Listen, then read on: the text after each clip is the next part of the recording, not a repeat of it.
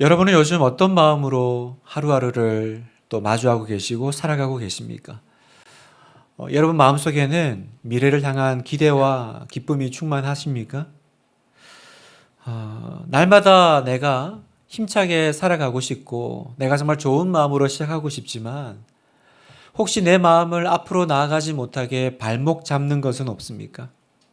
희망찬 내일을 기대하기에는 이미 내 삶에 돌이킬 수 없는 과거가 있다든지 아니면 주변을 돌아보니까 뭐 좋은 것 하나 없고 돌아가는 모양들을 보니까 참 한숨만 나오는 그런 상황과 현실 가운데 계시지는 않습니까?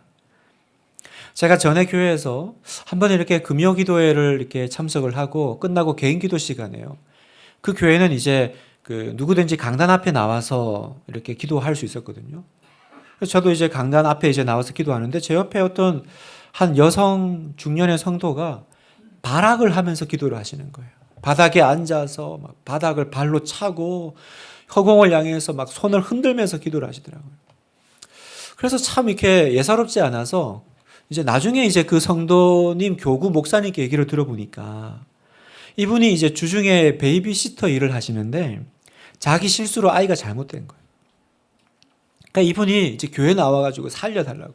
하나님 도와주세요. 여러분 그 마음이 어떻겠어요?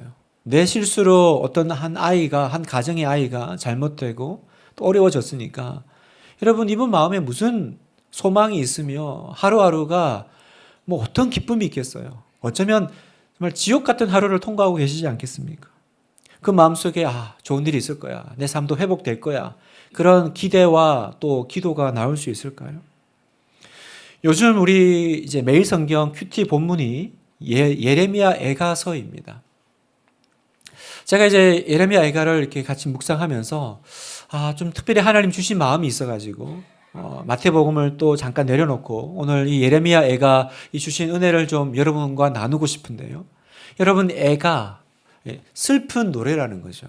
성경에 슬픈 노래라고 제목되어 있는 성경책이 있다라는 것입니다. 이 예레미야 애가라고 하는 이 제목은요, 원래 헬라어 단어에서 나온 건데 큰 소리로 높여 울다라는 뜻입니다. 큰 소리로 높여 울다. 여기서 이제 애가라는 이제 제목을 딴 겁니다. 이런 그대로 그 예레미야 애가서의 그 시대적인 배경은 정말 암울하고 어둡습니다. 하나님은 그 이스라엘 백성들의 그 죄악상을 보시고 계속 사람을 보내요. 그 중에 한 사람이 이제 예레미야 선지자인데 이렇게 보내면 그 말을 듣고 돌이키고 다시 말씀 앞에 순종하고 나와야 되는데 무시해요. 하나님이 보낸 사람을 오히려 죽이려고 합니다. 그러니까 점점 이제 악순환이 되는 거예요. 그리고 결국은 어떻게 됩니까? 이 이스라엘이 망해요. 바벨론에 이제 다 포로로 잡혀가고 예루살렘 성은 예언하신 그대로 폐허가 됩니다. 뭐라고 할 수도 없어요. 왜냐하면 이미 이 모든 심판은 자기들의 죄의 대가이기 때문에요. 그런데 참 가슴 아픈 건 아무리 내가 지은 죄의 대가라 할지라도 너무 참혹한 거예요. 예레미야 선지자가 보니까 왜 예레미야 애가냐? 본인이 그렇게 될 거라고 얘기를 했어요. 너 이렇게 되면 안 된다. 계속 이렇게 거절하면 안 된다. 돌아와야 된다. 하나님께서 심판하실 거야. 죄에 대해서 물으실 거야. 그렇게 얘기했던 선지자지만 막상 이루어진 걸 보니까 기가 딱 차는 겁니다. 어떤 상황인지를 예레미야 애가 2장 20절에 설명하는데요. 제가 한번 읽어보겠습니다. 여호와여 보시옵소서. 주께서 누구에게 이같이 행하셨는지요? 여인들이 어찌 자기 열매 곧 그들이 낳은 아이들을 먹으오며 제사장들과 선지자들이 어찌 주의 성소에서 죽임을 당하오리까? 늙은이와 젊은이가 다 길바닥에 엎드려져 싸우며 내 처녀들과 내 청년들이 칼에 쓰러졌나이다. 주께서 주의 진노의 날에 죽이시되 긍휼히 여기지 아니하시고 도륙하셨나이다. 어떤 상황인지 느낌이 오시죠? 얼마나 참혹한지 마치 하나님이 직접 도륙하시고 죽이시는 것 같다는 거예요. 말 다 했잖아요, 여러분. 어떻게 이렇게 처참할 수가 있을까? 그러니까 이걸 보면서 모든 소망이 사라지는 거예요. 이제 우리는 답 없다. 우린 끝났다. 3장 18절 스스로 이르기를 나의 힘과 여호와께 대한 내 소망이 끊어졌다 하였도다. 소망도 없고 하나님을 기대할 수도 없고. 왜요? 내가 저지른 죄 때문에 내가 심판받았는데 내가 어떻게 하나님 앞에 무슨 면목이 있어서요? 나는 심판을 받아서 이제 하나님으로부터 끊어졌고 영원히 돌아올 수 없는 길로 들어가 버린 것 같은 느낌이 드는 겁니다. 하나님의 백성, 하나님의 자녀라는 이름은 있지만 과연 나에게 어떤 기대가 있을 수 있을까? 나는 다시 회복될 수 있을까? 이 처참한 환경 앞에서 그냥 마음이 무너질 뿐입니다.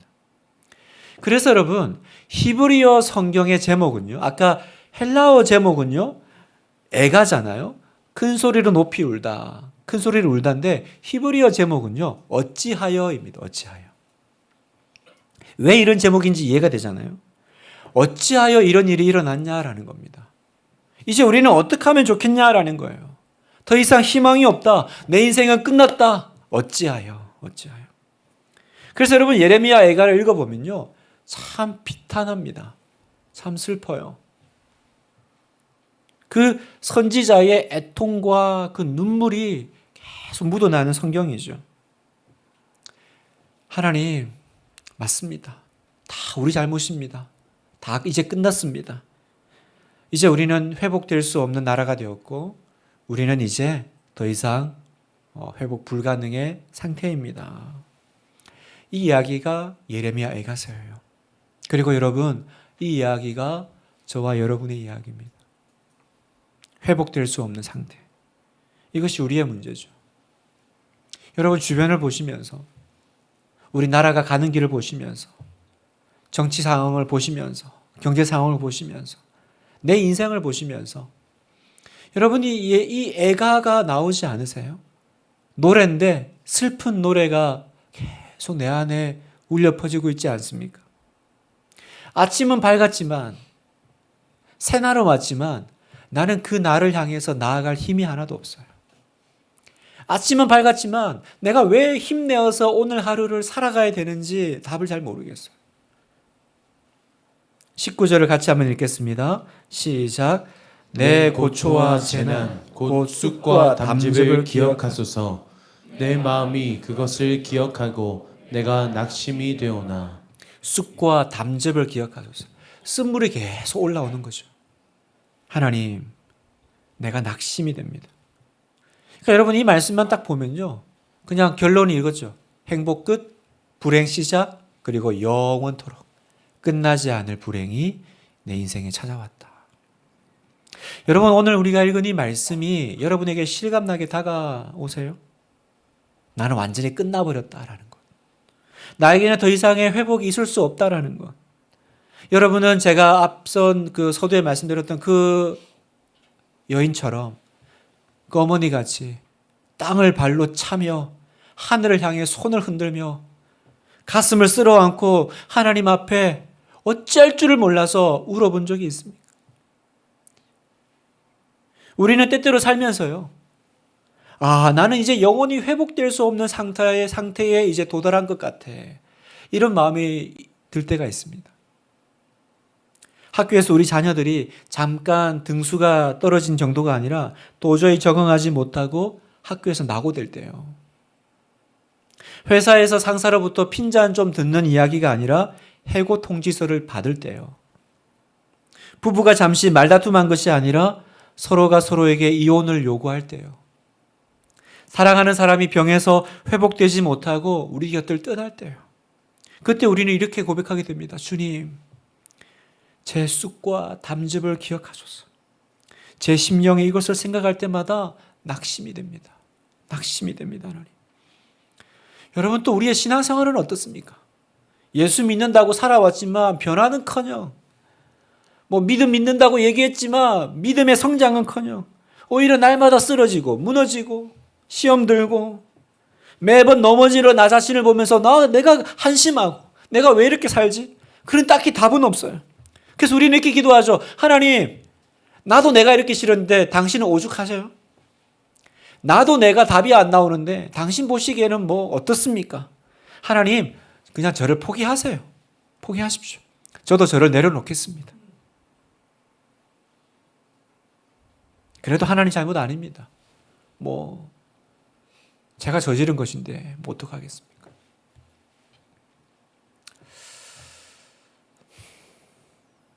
성도들을 신방하다 보면 참 할 말이 없을 때가 있습니다. 그러니까 서로가 너무나도 힘들고 어려운 그 이야기를 나누고 듣다 보면 무슨 말을 해야 회복이 될까? 그냥 눈물만 뚝뚝 날 때가 있습니다. 하나님 어떻게 하면 좋죠? 하나님 어떻게 하면 좋죠? 어쩌다가 우리가 이 지경까지 오게 되었을까? 그냥 모든 것이 원망스럽고 답답합니다. 그래서 많은 성도들이요, 스스로를 자책하고 또 실망감과 절망감 가운데 자기를 계속 정죄하는 자리로 가든지, 아니면 내가 처한 이 고난 때문에 하나님을 등지죠. 그리고 울면서 떠나갑니다. 예배를 떠나고 교회를 떠나고 하나님을 떠나갑니다. 하나님, 나에게 더 이상 희망은 없습니까? 저는 이제 이렇게 이 수준으로 살아가야만 하는 것입니까? 오늘 이 담즙과 이 쑥의 이 고통, 이 재난 앞에서 울고 있는 우리에게 사랑하는 여러분, 주님께서 주시는 메시지가 있습니다. 그 마음을 나누고 싶은 거예요. 오늘 이 본문을 읽은 말씀 가운데 하나님은 우리에게 두 가지를 대조하시면서 말씀하세요. 그 두 가지가 뭐냐면 이것과 저것이라는 거예요. 너는 이것과 저것을 기억하라는 것입니다. 참 볼까요? 그게 뭔지. 20절을 보니까 내 마음이 그것을 기억하고 낙심이 되오나. 내 마음이 그것을 기억하고 낙심이 되오나. 계속 내 마음을 무너지게 하고 낙심되게 하는 그것이 있고, 그러나 이것을 내가 내 마음에 담아두었더니 오히려 나의 소망이 되었사오면, 그러나 나를 살리는 이것이 있다라는 거예요. 무슨 말이냐면 너는 지금 네가 처한 상황 그것만 생각하면 너는 낙심할 수밖에 없다. 너는 절망할 수밖에 없고 너는 죽을 수밖에 없어. 그러나 너는 그것을 기억하지 말고 이것을 기억하고 이것을 붙잡으라는 거예요. 이것을 붙잡으면 산다. 이것을 붙잡으면 다시 일어날 수 있다라고 지금 오늘 주님은 우리에게 말씀하고 계신 겁니다. 그래서 공동 번역본은요, 이 21절을 이렇게 번역하고 있어요. 나는 이것을 마음에 새기며 두고 기다리겠습니다. 그것만 생각하면 내 마음이 처참하게 녹아내리고 무너질 수밖에 없지만, 하나님, 저는 그것이 아니라 이것을 마음에 새기고 기다리겠습니다. 구원을 기다리겠습니다. 그러면 성도 여러분, 오늘 나를 이 절망의 자리에서 일으킬 소망의 이것은 뭘까요? 내 마음을 녹아내리게 하고 내 마음을 무너지게 하는 저것은 뭔지 알겠어요. 저것은 알겠습니다. 이것은 뭡니까? 나를 일으켜 설 이것이 뭡니까? 나를 절망의 자리에서 다시 소망의 자리로 세울 이것은 첫 번째, 하나님의 본심에 대한 기억입니다. 뭐라고요? 하나님의 본심, 하나님의 마음에 대한 기억이라는 거예요. 여러분, 내가 그 절망의 상황 가운데 있을 때 하나님이 어떤 분이신지를 내가 다시 기억해내고 소환해내는 것이 너무나도 중요하다는 거예요. 여러분, 우리가 고통 가운데 있을 때 다시 기억해내고 소환해야 될 하나님에 대한 기억은 뭐냐? 22절을 읽겠습니다. 시작. 여호와의 인자와 긍휼이 무궁하심으로 우리가 진멸되지 아니함이니이다. 인자와 긍휼이 무궁이 무슨 말입니까? 끝이 없다라는 거죠. 우리는 하나님의 심판이 끝이 없는 것처럼 느껴져요. 하나님의 진노가 끝이 없는 것처럼 느껴집니다. 이 시간이 끝이 없는 것처럼 느껴지지만 우리가 다시 소환해야 될 것은 뭡니까? 하나님의 인자와 긍휼이 끝이 없다. 다시 말하면 하나님은 영원토록 진노하시는 하나님이 아니시다라는 거예요. 설령 진노하시고 설령 나를 그 시간에 두시더라도 그게 전부가 아니다. 그래서 33절에 이렇게 얘기합니다. 주께서 인생으로 고생하며 근심하게 하심은 본심이 아니시로다. 그게 하나님의 본심이 아니래요. 그러면 하나님의 본심은 뭔데요? 이렇게 물었더니 에스겔 33장 11절에 이렇게 말씀하십니다. 같이 한번 읽겠습니다. 시작. 너는 그들에게 말하라. 주 여호와의 말씀이니라.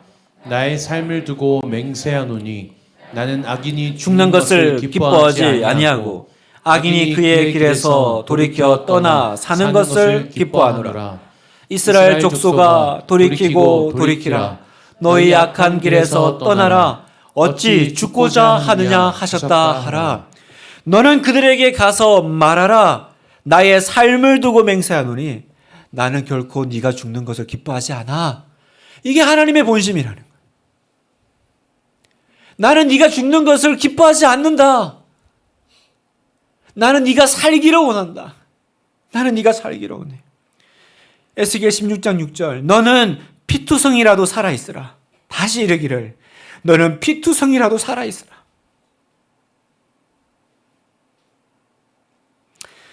이것이 하나님의 본심입니다.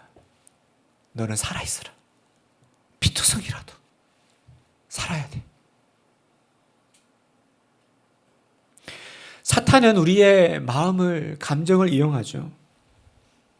이런 너를 하나님이 좋아하실 리가 없다라고 계속 속삭입니다.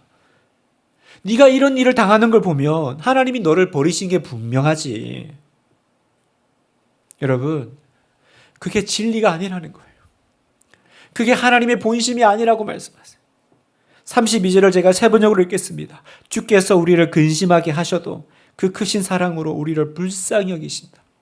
하나님의 진심은 뭡니까? 너를 불쌍히 여긴다. 여러분, 아무리 내가 어려운 관계 속에 있어도 불쌍히 여김을 받으면 되는 거 아니에요? 여러분, 부부가 아무리 서로 다투고 어려워도 서로가 불쌍히 여기면 되는 거죠. 부모가 자녀를 불쌍히 여기면 되는 겁니다. 여러분, 하나님이 뭐라고 그러세요? 나는 너를 불쌍히 여긴다라는 거예요. 그러면 되는 거예요, 여러분.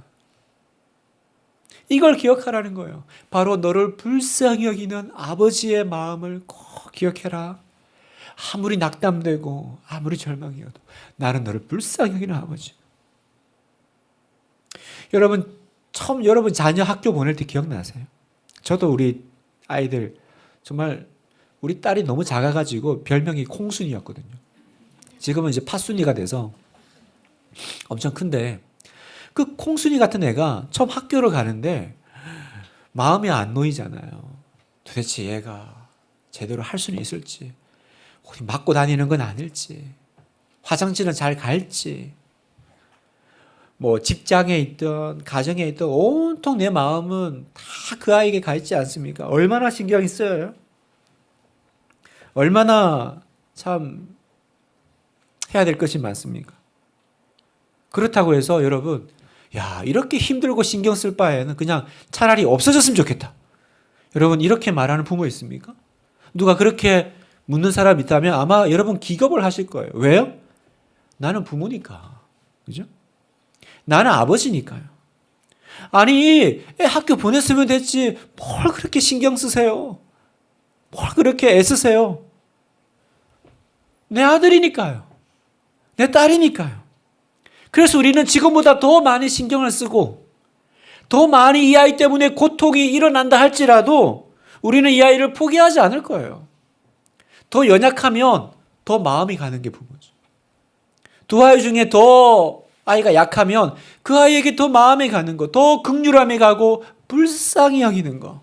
여러분, 그게 부모의 마음이요, 아버지의 마음이라는 거. 어릴 때 저도 이렇게 우리 애들 이렇게 잘못하면 매를 든 적이 있었어요. 뭐 지금은 뭐 그냥 다 말로만 하지만, 그러니까 종아리를 이렇게 걷어 그래가지고 매를 이렇게 확 때려요. 그러면 뭐 그 조그만 애들이 그 뭐 얼마나 아파요. 얼마나 어렵습니까? 그래가지고 매를 든 날은요, 잠이 잘 안 오는 거죠. 그래서 애들을 이제 방에 이제 넣어놓고 거실에 혼자 앉아가지고 속이 쓰려가지고, 아니 맞은 건 애들인데 왜 아픈 건 부모일까? 여러분, 그런 경험 있지 않으세요? 때려놓고 여러분이 더 고통스러워하는 거, 더 아파하는 거. 근데 여러분 한번 생각해 보세요. 내가 그렇게 거실에서 막 그러고 있는데 우리 애가 물 먹으러 잠깐 나왔다가 그런 내 모습을 보고는 뭐 벌 주고 약 주는 거예요? 뭐 이렇게 묻는다면 여러분 이건 진짜 부모 가슴에 대못 받는 거죠. 진짜 마음 몰라주는 거죠. 제가 작년 그 특세 때 한번 이 이야기를 한 적이 있는데요. 그 또 바이블 미니스터리라는 그 단체를 그 이끌어 가시는 이지용 목사님 얘기를 한 적이 있습니다. 이분이 이제 그 자기 함께 사역하는 그 부교육자들, 간사님들을 한번 되게 혼낸 적이 있는 거예요. 막 큰 소리로 화가 나가지고 그렇게 이제 야단을 치고 나갔다가 자기가 그게 이제 뭐 놔둔 게 생각나서 다시 가지러 들어온 거예요. 그러다가 이제 문 밖에서 그 안에서 그 교육자들이 얘기하는 소리를 들은 거죠. 목사님 왜 저래? 이러면서 막 이제 자기도 이제 화가 나니까 막 이제 군시렁거리고 막 불평하고 있는데 그 중에 어떤 한 교육자가요. 야, 우리가 목사님하고 사역한 게 하루 이틀이야? 지난 10년 동안 목사님이 이렇게 하신 적이 있어? 그렇게 화낸 적이 있어? 다 분명히 이유가 있을 거야. 이 얘기를 누가 하는 걸 들은 거예요. 목사님이 그 얘기를 밖에서 듣고 오랫동안 울었대요. 왜 그랬냐면 누군가 나를 믿어준다는 사실이 이 목사님의 힘을 무너뜨린 거죠. 그래서 이분이 기도합니다. 다짐합니다. 하나님, 제가 지금 이 감동을 그대로 주님께 드리기 원합니다. 다 설명해 주지 않아도 믿어주는 사람이 있다는 것이 너무 좋습니다. 하나님, 이제 당신도 저에게 모든 거 다 설명하지 마십시오. 설명해도 저는 어차피 다 모릅니다. 저는 그냥 이해로 살지 않고 저는 이제 믿음으로 살아갈 겁니다. 그래서 그 목사님이요, 그 뒤로 살면서 한 번도요, 이해되지 않은 상황이 일어나도 그거 이해시켜달라고 하나님 앞에 기도하러 나간 적이 없대요. 믿음으로 사는 거지. 하나님의 본심을 믿고 사는 거지. 그래서 아무리 힘들고 어려운 순간이 와도 마음에 갈등이 없는 거예요. 하나님의 본심을 믿어드리려고 결정한 뒤에 서운함이 다 사라졌어요. 분명히 이유가 있을 거야. 내가 이해 못하는 상황이 벌어져도 분명히 뜻이 있을 거야. 성도 여러분, 너는 이것을 기억하고 다시 소망을 찾으라고 말씀하십니다. 나를 다시 일으키는 그 소망의 이것은 무엇입니까? 바로 하나님의 그 본심을, 그 마음을 내가 기억해내는 거죠. 여러분, 그걸 내 마음에 담을 때 여러분은 살아나시게 될 겁니다. 두 번째, 하나님의 도우심에 대한 기억입니다. 하나님의 도우심에 대한 기억이에요. 여러분, 우리가 아무리 노력해도 우리는 실패자죠, 언제나. 그 실패 자리에서 우리에게 필요한 건 뭡니까? 아무리 내가 절망의 그 구덩이 속에 있더라도 나는 하나님을 바라보고 하나님의 도우심을 구해야 된다는 거예요. 24절을 보세요. 내 심령에 이르기를 여호와는 나의 기업이시니 그러므로 내가 그를 바라리라. 26절 사람이 여호와의 구원을 바라고 잠잠히 기다림이 좋도다. 결국 우리에게 필요한 건 뭐예요? 이 절망의 구덩이 가운데 그래도 하나님의 도와주심을 믿고 바라는 거. 여러분, 나는 나를 너무 잘 알죠. 나는 언제나 잘하고 싶습니다. 나는 언제나 하나님 나라의 좋은 나무가 되어서 좋은 열매 맺어서 올려드리고 싶습니다.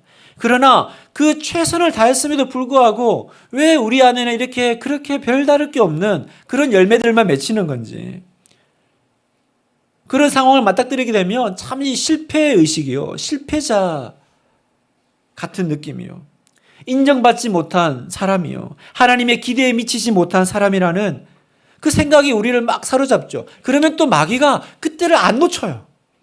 기가 막히게 그때 또 내 마음에 얘기해요. 봐, 그래도 네가 하나님의 자녀야? 그래도 네가 하나님의 사람이라 할 수 있어? 그래도 하나님이 네 안에 계신다고?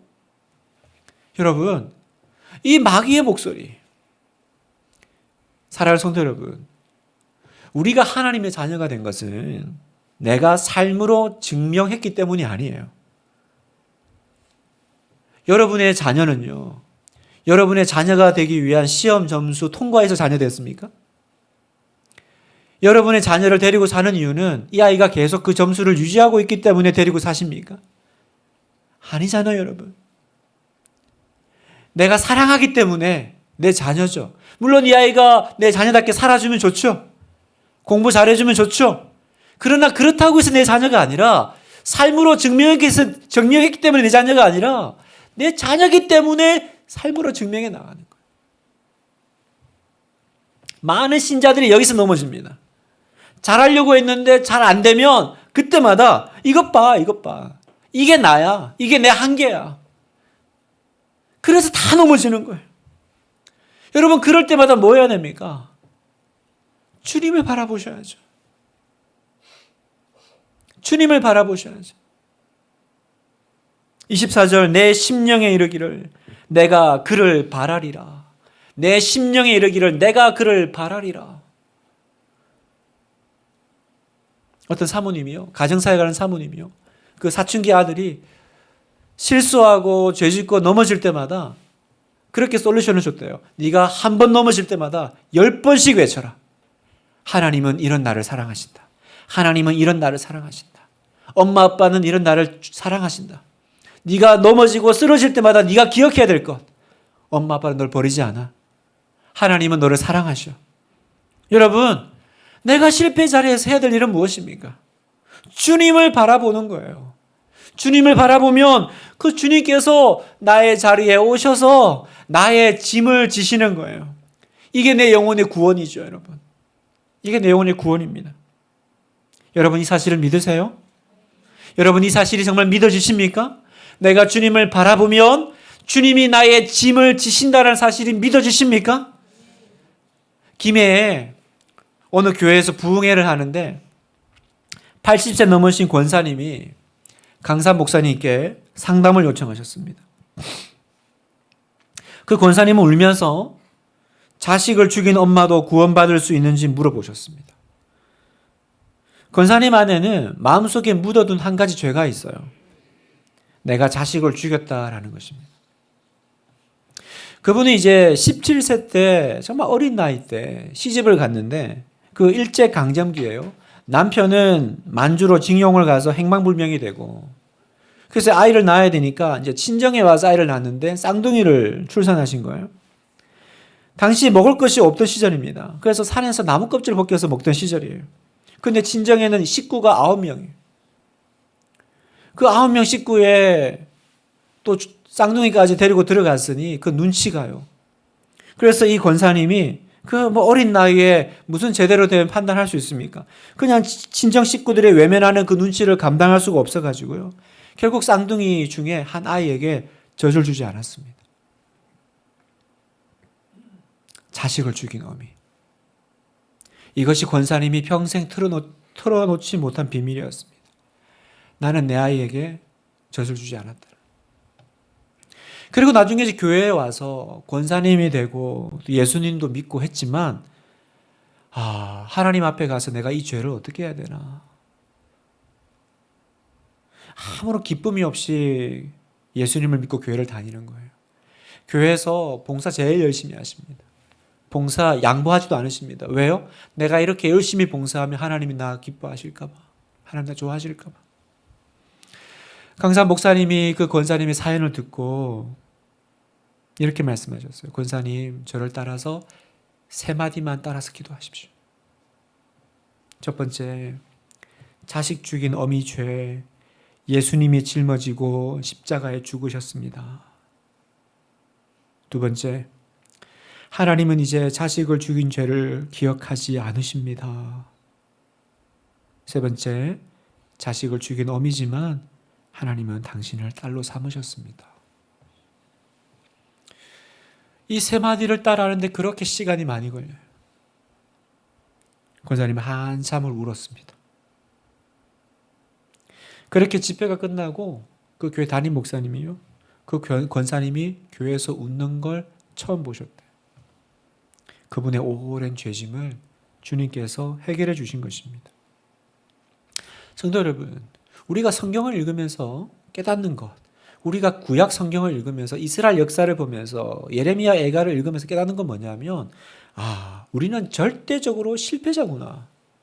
나는 절대적으로 하나님을 기쁘시게 해드리기에 너무 부족하구나. 우린 이걸 깨달아요. 그래서 어떻게 하셨습니까?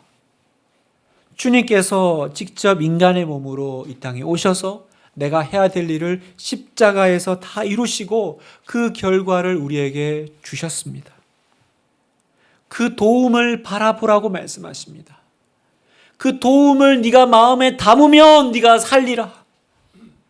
죽은 영혼이 다시 살아나리라. 주님 말씀하십니다. 말씀을 마무리하면서요. 여러분, 예수 그리스도는 우리를 회복하기 위해 오셨고 지금도 여러분을 회복하고 계십니다. 그래서 예수 그리스도 안에 있는 사람은요, 날마다 이 회복을 매일 아침마다 매 순간마다 경험하는 거예요. 어제는 내가 죽을같이 힘들고, 어제는 내가 모든 것이 끝났다라고 말하고, 나는 분명히 어젯밤 잠을 잘 때 더 이상 내 눈이 떠지지 않았으면 좋겠다, 난 이대로 그냥 끝났으면 좋겠다라는 그 고백이 나왔을지라도 또다시 아침에 주의 자비와 긍휼이 무궁하심으로 내가 진멸되지 아니함이니이다. 이것이 아침마다 새로우니 주의 성실이 크시도소이다. 주의 성실이 크다는 게 뭐예요? 하나님은 변함없으시네. 하나님은 변함없으시네. 나는 변덕이 심하고 나는 늘 배신하나 하나님은 내가 잘할 때도 내 아버지요, 내가 못할 때도 내 아버지요, 주의 성실이 크시도소이다. 그래서 여러분, 이 말씀을요, 쉬운 성경은 이렇게 번역하는데 제가 한번 읽어보겠습니다. 그러나 이것을 생각하면 저에게 희망이 있습니다. 하나님의 사랑은 한결같고 여호와의 자비는 끝이 없습니다. 주의 사랑과 자비가 아침마다 새롭고 주의 진실과 참되심이 큽니다. 그래서 내가 스스로 말하기를 여호와께서 내가 받을 수 있는 유산의 전부시니 내게 희망이 있다고 말합니다. 여호와께서 내가 받을 수 있는 유산의 전부이시니 오늘도 이 소망 없는 내가 희망이 있다고 말합니다. 성도 여러분, 시험과 환난 가운데 계셔요? 그래서 더 이상 나에게는 아무런 희망이 없다라고 단정 짓고 계십니까? 그것을 내려놓으십시오. 여러분을 낙담하게 하고 여러분을 그 고초와 쑥과 담즙 가운데 머물게 하는 그것이 있다 할지라도 그것을 붙잡지 말고 이것을 붙잡으십시오. 이것은 무엇입니까? 하나님은 선하시다. 하나님은 나의 아버지시다. 하나님은 나를 도우신다. 내 영혼아 주를 바라라. 내 영혼아 주를 바라라. 주님이 뭐라고 말씀하세요? 너는 그거 내려놓고 이거 붙잡아라. 이거 붙잡아야 산다.